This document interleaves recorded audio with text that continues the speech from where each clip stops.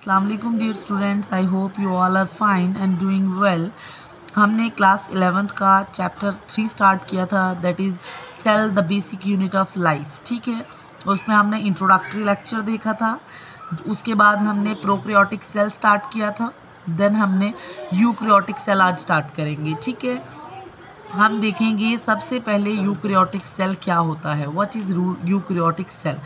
आपको मैं पहले भी बता चुकी हूँ, यूकैरियोटिक सेल वो सेल होते हैं जिनमें मेम्ब्रेन बाउंड न्यूक्लियस प्रेजेंट होता है। दैट मीन्स के ट्रू न्यूक्लियस प्रेजेंट होता है विद न्यूक्लियर मेम्ब्रेन। ठीक है, दूसरा चीज़ ये है कि जो प्रोकैरियोटिक सेल्स होते हैं उनका साइज़ छोटा होता है, लेकिन जो यूकैरियोटिक सेल्स होते हैं उनका साइज़ क्या होता है, लार्जर होता है as compare to prokaryotic cell. ठीक है, उसके बाद हम देखेंगे ये चीज़ कि जो प्रोकैरियोटिक सेल होता है उसमें सिंगल न्यूक्लियस प्रेजेंट होता है, क्रोमोसोम प्रेजेंट होता है, लेकिन जो यूकैरियोटिक सेल्स होते हैं उनमें एक से ज़्यादा क्रोमोसोम प्रेजेंट होते हैं। More than one chromosome is present. हमारी ही बात करो, हमारी बॉडी, ह्यूमन बीइंग की बॉडी यूकैरियोटिक सेल से बनी है। हमारे सेल में एक क्रोमोसोम में प्रेजेंट नहीं है। कितने क्रोमोसोम प्रेजेंट हैं हमारी बॉडी में? हमारे जर्म सेल में कितने क्रोमोसोम प्रेजेंट हैं? हमारे जर्म सेल में 46 क्रोमोसोम प्रेजेंट हैं।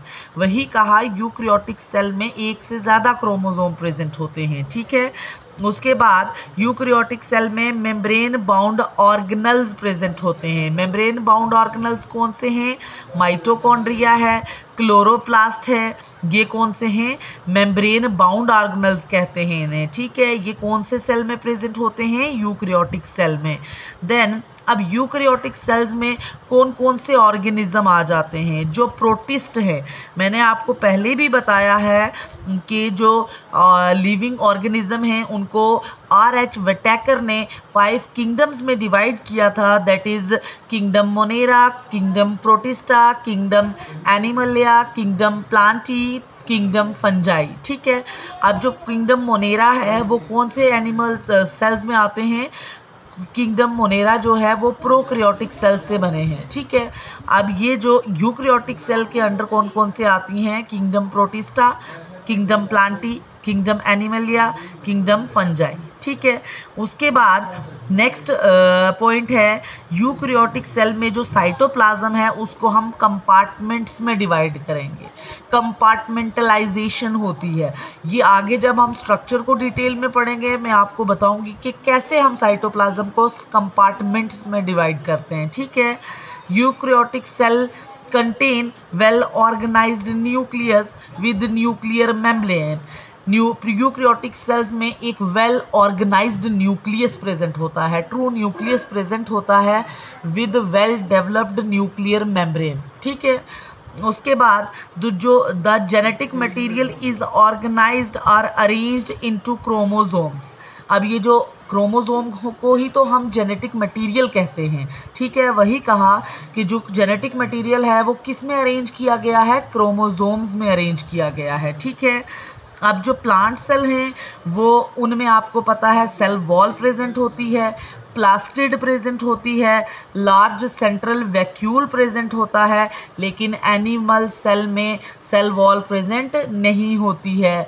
लार्ज वैक्यूल होते हैं, छोटे छोटे वैक्यूल होते हैं, लार्ज सेंट्रल वैक्यूल प्रेजेंट नहीं होता है। ठीक है, एनिमल सेल में प्लास्टिड भी नहीं होती हैं, सेल वॉल भी प्रेजेंट नहीं होता, लार्ज सेंट्रल वैक्यूल भी प्रेजेंट नहीं होता। ठीक है, उसके बाद एनिमल सेल में क्या प्रेजेंट होते हैं? सेंट्रियोल प्रेजेंट होते हैं, जो हमारे प्लांट सेल में प्रेजेंट नहीं होते हैं। ठीक है, प्लांट सेल में सेंट्रियोल एब्सेंट होते हैं। यूकैरियोटिक सेल को हमने आगे से 2 सेल्स में डिवाइड किया है, एक प्लांट सेल में, एक एनिमल सेल में। ठीक है, ये था जनरल यूकैरियोटिक सेल के बारे में कि क्या क्या चीज़ें होती हैं यूकैरियोटिक सेल में। अब हम यूकैरियोटिक सेल का स्ट्रक्चर देखेंगे कि यूकैरियोटिक सेल किन किन चीज़ों से बना है, सेल मेम्ब्रेन कैसी है। ठीक है, सबसे पहला स्ट्रक्चर हम लेंगे, सेल मेम्ब्रेन लेंगे। ठीक है, सेल मेम्ब्रेन जो होती है यूकैरियोटिक सेल की वो सिलेक्टिवली परमिएबल मेम्ब्रेन होती है। क्योंकि it enables only certain chemicals and molecules to enter और एग्जिट द सेल। मैंने कल भी बताया था आपको सिलेक्टिवली परमिएबल मेम्ब्रेन किसे कहते हैं। ऐसी मेम्ब्रेन जो क्या करती है, कुछ मॉलिक्यूल्स को, कुछ केमिकल्स को सिलेक्ट करती है और फिर सेल के अंदर जाने देती है। हर एक केमिकल को, हर एक मॉलिक्यूल को सेल के अंदर एंटर नहीं होने देती। पहले वो चेक करती है कि ये केमिकल सेल के लिए बेनिफिशियल हैं या हार्मफुल है। सिलेक्ट करके फिर वो परमिट करती है कि तुम क्या करो, सेल के अंदर एंटर करो या सेल को एग्जिट करके बाहर आओ। ठीक है। अब सेल मेम्ब्रेन किससे बनी है? मेनली प्रोटीन से और लिपिड से बनती है यूकैरियोटिक सेल की सेल मेम्ब्रेन, लेकिन इनकी कंपोजिशन जो है वो सेल टू सेल वरी करती है। वरी करने का मतलब चेंज हो रही है। ठीक है। मेनली किससे बन रही है? लिपिड से, प्रोटीन से, लेकिन चेंज होती है सेल टू सेल। ठीक है। अब हम देखते हैं जो मेम्ब्रेन, प्रोटीन में भी, अब जो मेम्ब्रेन है ना, मेम्ब्रेन में प्रोटीन प्रेजेंट है और लिपिड प्रेजेंट है। अब जो मेम्ब्रेन में प्रोटीन प्रेजेंट है वो दो तरह की होती हैं। ठीक है। एक को हम कहते हैं इंट्रिंसिक प्रोटीन, जिसको इंटीग्रल प्रोटीन भी कहते हैं, और दूसरी को हम क्या कहते हैं? एक्सट्रिंसिक प्रोटीन और पेरिफेरल प्रोटीन कहते हैं। ठीक। अब जो इंटीग्रल प्रोटीन होती हैं, मैंने बताया ना कि जो सेल मेम्ब्रेन में प्रोटीन है वो दो तरह की हैं, इंट्रिंसिक और इंटीग्रल प्रोटीन, और दूसरी एक्सट्रिंसिक और पेरिफेरल प्रोटीन। अब इंटीग्रल और इंट्रिंसिक प्रोटीन जो होती हैं वो पार्शली और टोटली बरीड इन मेम्ब्रेन। वो क्या, या तो आधी मेम्ब्रेन में दसी हुई होती हैं या तो पूरी तरीके से मेम्ब्रेन की। इंट्रिंसिक नाम ही है जो इंटरनल है, या तो पूरी तरीके से मेम्ब्रेन के बीच में बरीड हैं या तो पार्शली थोड़ी बाहर हैं और थोड़ी सी अंदर बरीड है। ठीक है। एंड हार्ड टू रिमूव, इसीलिए कहा जाता है जो इंट्रिंसिक प्रोटीन है या इंटीग्रल प्रोटीन है उनको मेम्ब्रेन से निकालना इजी नहीं होता, क्योंकि वो क्या होती हैं, मेम्ब्रेन के अंदर बरीड होती हैं, दफन होती हैं, दसी हुई होती हैं। ठीक है। और जो एक्सट्रिंसिक प्रोटीन है, जिनको हम पेरिफेरल प्रोटीन भी कहते हैं, ये जो लिपिड बायर लेयर है उनके सरफेस पे प्रेजेंट होती हैं। ठीक है। और इनको निकालना बहुत ईजी होता है। अभी आगे में आपको एक फ्लूइड मोज़ैक मॉडल है सेल मेम्ब्रेन का, जो बहुत फेमस मॉडल है, एक्सेप्टेड मॉडल है सेल मेम्ब्रेन का, वो मैं दिखाऊंगी। उसमें मैं बताऊंगी आपको कि इंट्रिंसिक प्रोटीन कौन सी हैं और एक्सट्रिंसिक प्रोटीन कौन सी हैं। ठीक है। इतना याद रखना कि जो इंट्रिंसिक प्रोटीन होती हैं वो मेम्ब्रेन के अंदर पूरी तरीके से या पार्शली बरीड होती हैं और उनको निकालना मेम्ब्रेन से ईजी नहीं होता, लेकिन जो एक्सट्रिंसिक प्रोटीन होती हैं वो सरफेस पे, मेम्ब्रेन की सरफेस पे प्रेजेंट होती हैं, उनको हम आसानी से बाहर निकाल लेते हैं। ठीक है। अब नीचे आ जाएं। मैंने कहा ना कि जो सेल मेम्ब्रेन है वो दो चीज़ों से बनती है, एक लिपिड से, एक प्रोटीन से। प्रोटीन के बारे में तो देख लिया हमने। अब जो लिपिड्स हैं, जो सेल मेम्ब्रेन में मेजर लिपिड है वो कौन सा है? फॉस्फोलिपिड है। फॉस्फोलिपिड का स्ट्रक्चर हम नेक्स्ट सब यूनिट दैट इज बायोमोलिक्यूल में पढ़ेंगे। ठीक है। इतना याद रखना कि फॉस्फोलिपिड क्या है, ये एक लिपिड कैटेगरी में फॉल करता है। और मेजर लिपिड कौन सा है? Phospholipid arranged in bilayer. Bilayer मतलब दो लेयर होती हैं, फॉस्फोलिपिड की दो लेयर में अरेंज है। The lipids are arranged within the membrane with the polar head hydrophilic towards the outer side and the hydrophobic tail towards the inner side. अब ये जो मैं आपको स्ट्रक्चर दिखाती हूँ, स्ट्रक्चर में मैं बताता, ये एक फॉस्फोलिपिड है। ये एक लिपिड है जो मेनली मेम्ब्रेन में प्रेजेंट होता है, प्लाज्मा मेम्ब्रेन में, जिसे हम क्या कहते हैं? फॉस्फोलिपिड कहते हैं। ये देखें, ये है फॉस्फोलिपिड का हेड, ये है फॉस्फोलिपिड की क्या? टेल है। जो फॉस्फोलिपिड का हेड होता है ये पोलर होता है। पोलर का मतलब हाइड्रोफिलिक है। हाइड्रोफिलिक का मतलब वाटर लविंग। हाइड्रो का मतलब क्या होता है? वाटर। फिलिक का मतलब होता है लविंग। मतलब कि ये वाटर लविंग है, अगर वाटर इसके कांटेक्ट में आएगा तो वो उसे ईजिली एक्सेप्ट कर लेगा। ठीक है। लेकिन ये जो टेल हैं, ये दो टेल देख रहे हैं आपको, ये नॉन पोलर टेल्स होती हैं because made up of single bond hydrocarbon. अब आपको केमिस्ट्री आपने थोड़ी बहुत पढ़ी है, आपको इतना तो पता चल गया होगा। अनसैचुरेटेड किसे कहते हैं, सैचुरेटेड किसे कहते हैं। अनसैचुरेटेड हाइड्रोकार्बन जिनमें डबल या ट्रिपल बॉन्ड प्रेजेंट होती हैं, वाइल सैचुरेटेड कार्बन हाइड्रोकार्बन जिनमें सिंगल बॉन्ड प्रेजेंट होती है। अब इनकी जो नॉन पोलर टेल है ये किससे बनी होती है, सैचुरेटेड हाइड्रोकार्बन से बनी हुई होती है। और ये जो टेल होती हैं ये हाइड्रोफोबिक होती हैं, मतलब ये वाटर लविंग नहीं होती, ये वाटर से डरती हैं, वाटर को देख के दूर भागती हैं, डरती हैं। अब ये देखें फिगर में आप कैसे अरेंज है। अभी मैंने जो बताया कि इनमें ये किससे बनी है, लिपिड बाइलेयर से। ये देखें दो लिपिड की लेयर, ये क्या है, दो लिपिड की लेयर हैं। अब ये लिपिड कैसे अरेंज है, जो इनका हेड है पोलर हेड है, हाइड्रोफिलिक हेड है, वो किस तरफ है, बाहर की तरफ है, बाहर की तरफ है।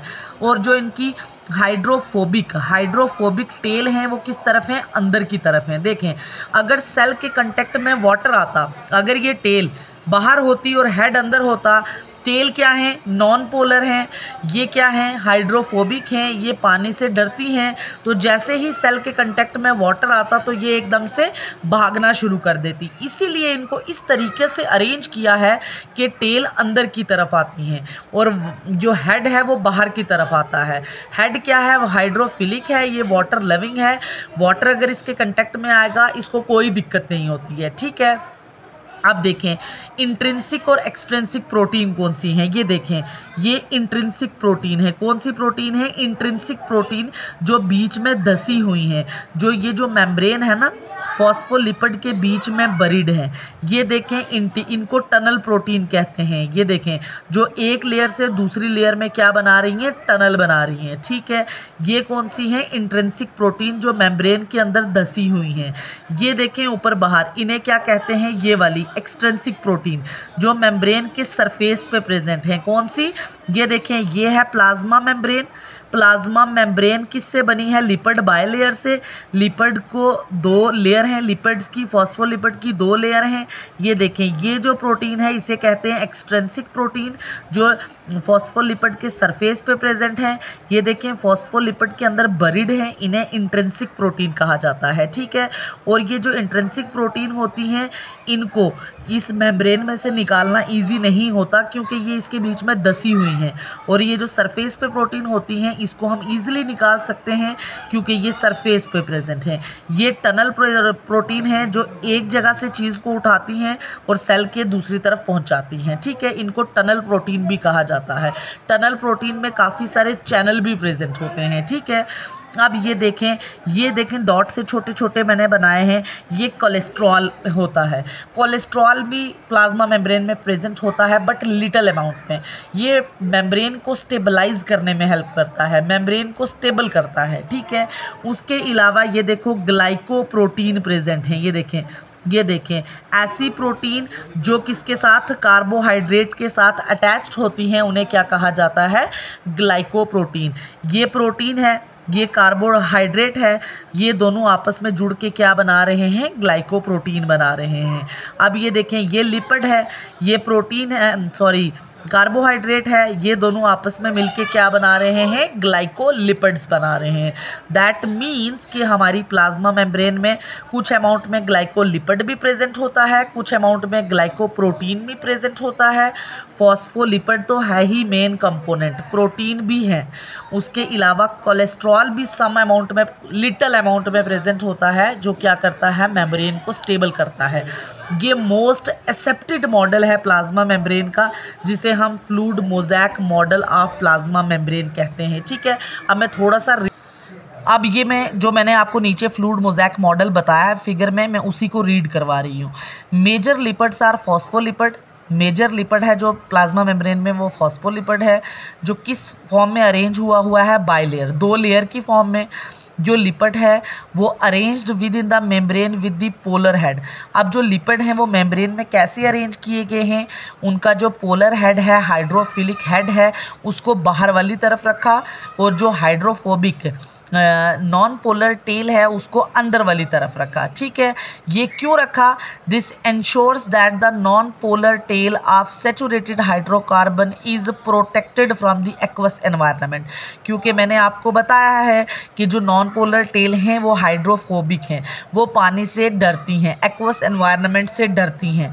तो अगर टेल बाहर की तरफ होती तो जैसे ही एक्वस कोई भी पानी वाली फ्लूइड वाली चीज़ सेल के साथ टच करती तो ये एकदम से भागना शुरू कर देती। इसीलिए इनको अंदर रख दिया सो दैट कि अगर कोई भी एक्वस एनवायरनमेंट सेल के टच में आए तो सेल को कोई भी दिक्कत ना हो। ठीक है, ये था जो मैंने फ्लूइड मोज़ेक मॉडल बनाया है, उसमें आपको प्रोटीन और लिपिड की अरेंजमेंट बताई है मैंने। ठीक है, अब हम नेक्स्ट आगे देखें। अब देखें, अभी मैंने आपको फिगर में बताया फ्लूइड मोज़ेक मॉडल। ठीक है, अब ये सबसे एक्सेप्टेड मॉडल है जो प्लाज्मा, बहुत से मॉडल आए प्लाज्मा मेम्ब्रेन के रिलेटेड, लेकिन जो हमारी एनसीईआरटी में है वो कौन सा है? फ्लूइड मोज़ेक मॉडल है।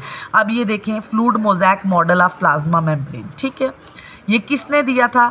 ये सिंगर एंड निकोल्सन ने दिया था। दो साइंटिस्ट थे, सिंगर एंड निकोल्सन, उनने दिया था most accepted model of plasma membrane that is a fluid mosaic model. ठीक है, कब दिया था? 1972 में दिया था। ठीक है, इस अकॉर्डिंग टू दिस मॉडल क्या है plasma membrane? According to this model the quasi fluid nature of lipid enables lateral movement of protein within the overall bilayer.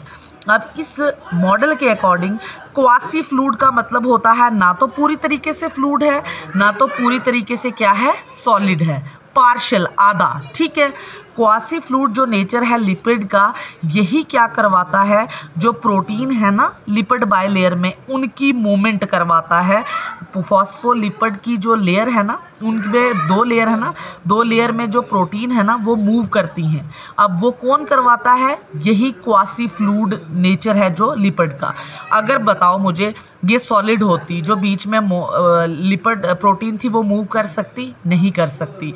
ये क्वासी फ्लूइड है ना तो बिल्कुल लिक्विड है, ना तो बिल्कुल सॉलिड है, क्वासी फ्लूइड नेचर है। और यही क्वासी फ्लूइड नेचर क्या करता है? Lateral movement. लेटरल मूवमेंट कौन सी मूवमेंट होती है? लेटरल मूवमेंट ये देखें, यहाँ से यहाँ, यहाँ से ये देखिए, यहाँ से कोई चीज़ यहाँ चली जाती है, फिर यहाँ से कोई चीज़ यहाँ चली जाती है, इसे क्या बोलते हैं? लेटरल मूवमेंट कहते हैं।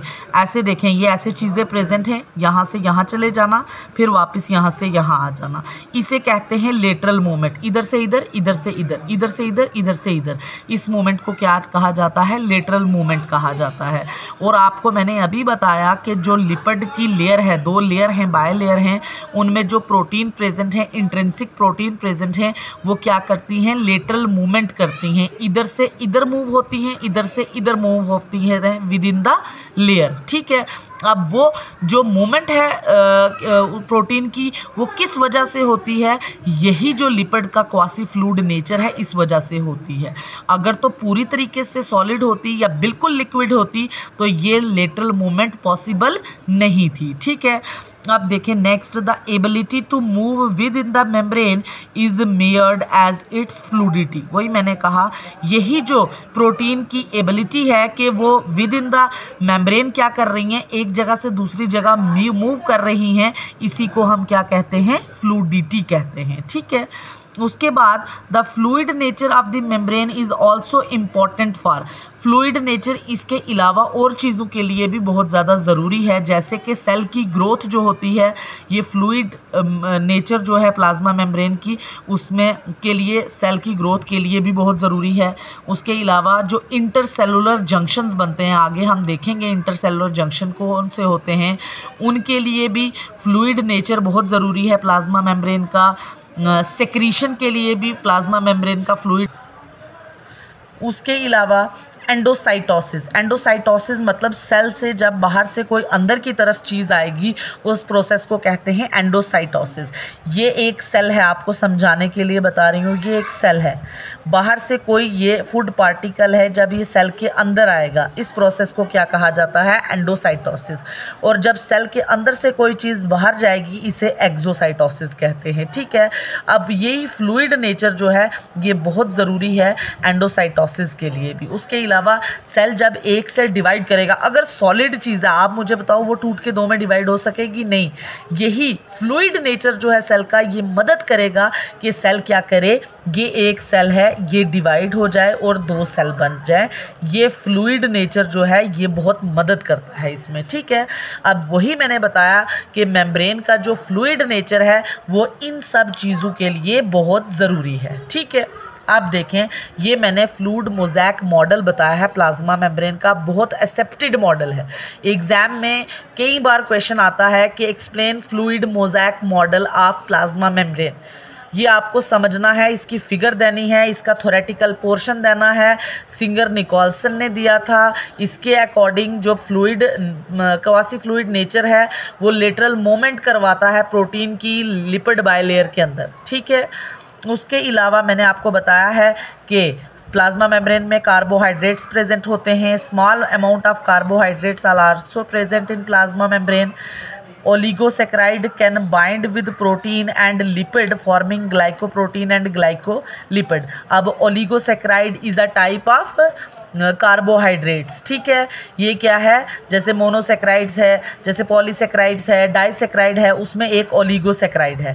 ओलिगोसेक्राइड जब किसके साथ बाइंड होगा, प्रोटीन के साथ, तो ये क्या बनाएगा, ग्लाइकोप्रोटीन। और जब ओलिगोसेक्राइड लिपिड के साथ बाइंड होगा तो ये क्या बनाएगा, ग्लाइकोलिपिड बनाएगा। यही मैंने कहा कि कार्बोहाइड्रेट भी प्रेजेंट है किसमें, प्लाज्मा मेम्ब्रेन में। कौन सा कार्बोहाइड्रेट है, ओलिगोसेक्राइड है।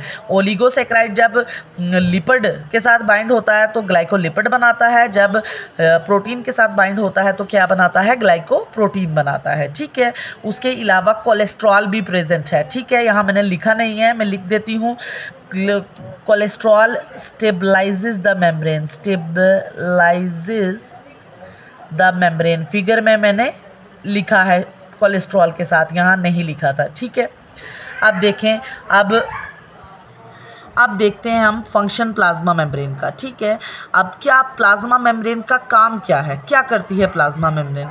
सबसे पहला प्लाज्मा मेम्ब्रेन का फंक्शन है, ये ट्रांसपोर्ट करवाती है मॉलिक्यूल को अक्रॉस प्लाज्मा मेम्ब्रेन। मतलब ये एक सेल है, ठीक है, ये एक सेल है। अब ये ट्रांसपोर्ट, अगर कोई मॉलिक्यूल को बाहर से अंदर आना है या किसी मॉलिक्यूल को अंदर से बाहर जाना है, तो ये जो मेम्ब्रेन है, सेल की मेम्ब्रेन है, ये क्या करती है, ट्रांसपोर्ट करती है। किसी मॉलिक्यूल को सेल के अंदर आने में हेल्प करती है और किसी मॉलिक्यूल को सेल के अंदर से बाहर जाने में हेल्प करती है। ट्रांसपोर्ट करवाती है मॉलिक्यूल्स को अक्रॉस द प्लाज्मा मेम्ब्रेन। कैसे ट्रांसपोर्ट करवाती है, बहुत से प्रोसेसेस के थ्रू। पहला प्रोसेस देखेंगे कैसे, पैसिव ट्रांसपोर्ट होती है। पैसिव ट्रांसपोर्ट उसे कहते हैं जब कोई भी एनर्जी नहीं लगती किसी मॉलिक्यूल को सेल के अंदर से बाहर भेजने में या सेल के बाहर से अंदर लाने में, कोई भी एनर्जी मॉलिक्यूल का यूज़ नहीं हो रहा। ऐसे ट्रांसपोर्ट को हम क्या कहते हैं, पैसिव ट्रांसपोर्ट। देखें पैसिव ट्रांसपोर्ट में कैसे मॉलिक्यूल मूव करते हैं। Molecule move from higher concentration to lower concentration.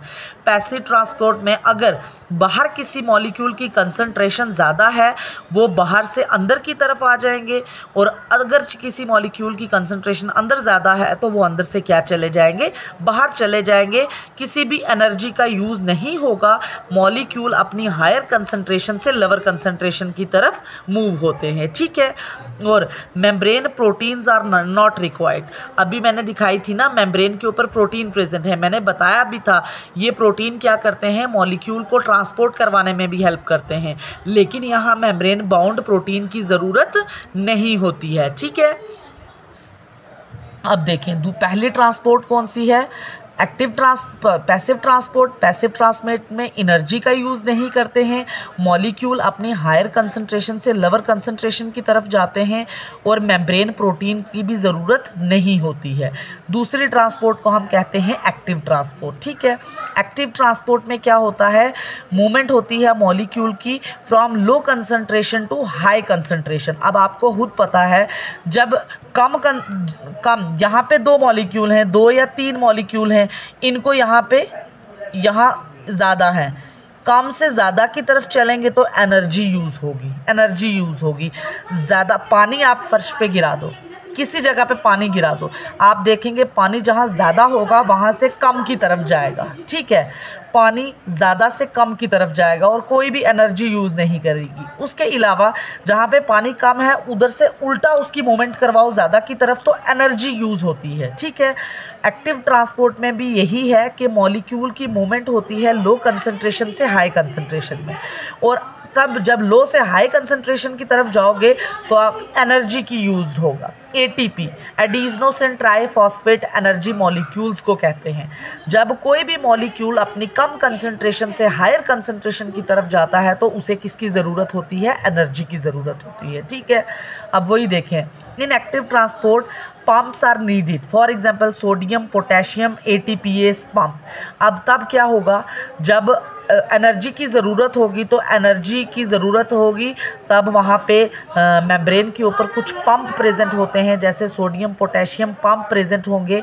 ये पंप क्या करेंगे? मॉलिक्यूल की ट्रांसपोर्ट करवाएंगे सेल के अंदर या बाहर, ठीक है। ये था सेकंड तरीका जिससे हम क्या कर सकते हैं, मॉलिक्यूल्स को क्रॉस करवा सकते हैं अक्रॉस द मेम्ब्रेन। तीसरा है osmosis. Osmosis is a type of movement of solvent. Osmosis हम मैक्सिमम यूज़ करते हैं किसके लिए? जब हमें सॉल्वेंट जैसे वाटर की मूवमेंट करवानी होती है, ठीक है। From higher concentration to low concentration through aquaporin. Aquaporin छोटे छोटे सुराख होते हैं जो प्लाज्मा मेम्ब्रेन के ऊपर प्रेजेंट होते हैं। और एक्वा का मतलब ही होता है वाटर। एक्वा का क्या मतलब होता है? वाटर। एक्वा का मतलब होता है वाटर, और पोरिन का मतलब होता है क्या? पोर। पोरिन का मतलब क्या होता है? पोर। ये प्लाज्मा मेम्ब्रेन के ऊपर छोटे छोटे सुराख होते हैं जो सिर्फ एलो करते हैं किसको? वाटर को, ताकि वो अपने मेम्ब्रेन से क्रॉस होके सेल के अंदर आए या सेल से बाहर जाए, ठीक है। ये सिंपल डेफिनेशन है। ये एक ऐसी टाइप की मूवमेंट होती है जो वाटर की मूवमेंट करवाती है हायर कंसंट्रेशन से लोअर कंसंट्रेशन, किसके थ्रू?